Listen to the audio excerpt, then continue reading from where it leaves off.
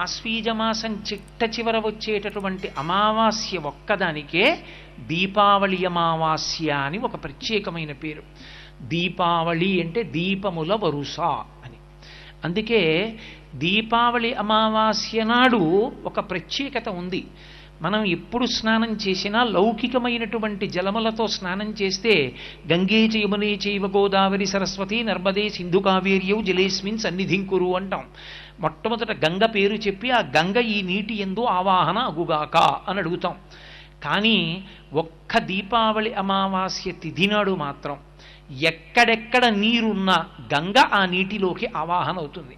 అందుకే తైలే లక్ష్మీ జలే గంగా దీపావళి తిథౌ వసేత్ అలక్ష్మీ పరిహారార్థం తైలాభ్యంగో విధీయతే అంటే దీపావళి అమావాస్య నాడు నువ్వుల నూనెలోకి లక్ష్మీదేవి ప్రవేశిస్తుంది, నీటిలోకి గంగమ్మ ప్రవేశిస్తుంది.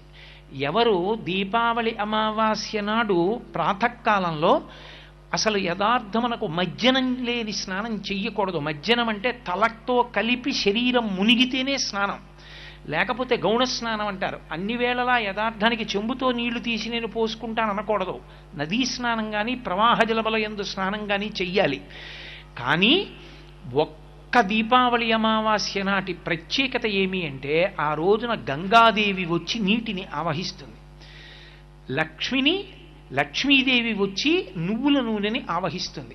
అందుకే తైలాభ్యంగో విధీయతే, నువ్వుల నూనె ఒంటికి రాసుకుని తెల్లవారుజామున స్నానం చేస్తారు. దేనికి?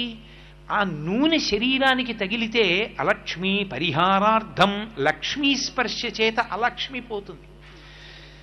ఇక గంగా స్నానం చేత పాపరాశి ధ్వంసం అవుతుంది. భవాంగపతితంతో యం పవిత్రమితి వస్పృశు అంటారు వాల్మీకి మహర్షి రామాయణం బాలకాండలో.